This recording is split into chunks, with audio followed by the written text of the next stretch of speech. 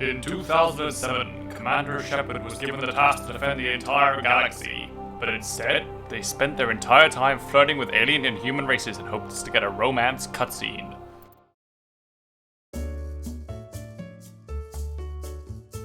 Hello, and welcome to Spotlight. In today's episode, we're going to be looking back at Mass Effect to see if it's held up so many years later, and if it's worth playing in this quarantine we're all under.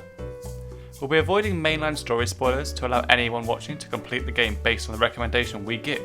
The game was released in 2007 for the Xbox 360, PlayStation 3 and PC. Developer BioWare was previously well known for their craft in creating well-written role-playing games. The game follows Commander Shepard as he or she attempts to push back the impending threat of the Reapers. The player can choose their appearance and pick from a variety of classes that either focus on gunplay or biotic abilities, making Mass Effect's combat system quite unique for the time. During the introduction to the game, there is a main focus on the characters that will become part of your squad. This initially leads you to meet Joker, Kaidan and Ashley within the first hour of the game, each of them having unique and diverse personalities, but importantly they are all human. This allows the player to learn about the humans' place in the galaxy, and potentially how many of them could be part of your squad. Shortly after, you'll reach the space capital, the Citadel. You're given multiple opportunities here to learn about the other races in the galaxy and their place in the galaxy, and ultimately be introduced to life as a Spectre. You'll end up getting your first taste of Mass Effect's combat shortly after landing upon the first planet. And this is where what I'd say the biggest hurdle to enjoying Mass Effect during quarantine happens. Back in 2007, the game's combat would have been really enjoyable, and has its roots in the tactical combat of Star Wars Knights of the Old Republic, BioWare's previous RPG series, but this time it's a purely action-based combat system with a few abilities thrown in if you choose to be biotic. However, coming back to the combat in 2020 is a lot more difficult to enjoy it.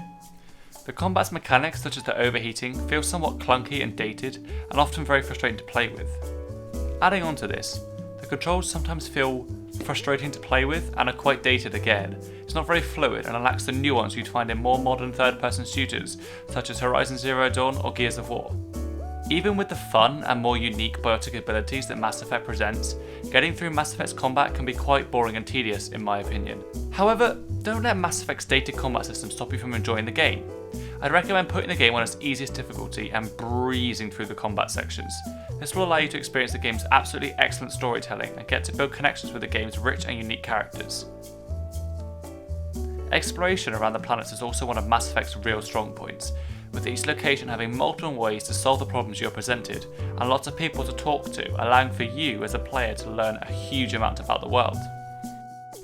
When you aren't partaking in combat or exploring the galaxy in Mass Effect, the game gives you plenty of small looting and hacking minigames to help upgrade Commander Shepard, as well as having the ability to explore planets for resources or finding companions to join your crew, and eventually bond with, to the extent of even having some romance options with some of them. So if you enjoy well-written characters that are complex and have interesting storylines, then Mass Effect has them in bounds.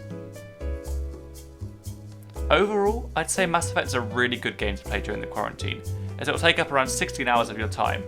However, I'd only recommend it if you're going to play on the easiest difficulties, and the combat is easily the weakest part of the game.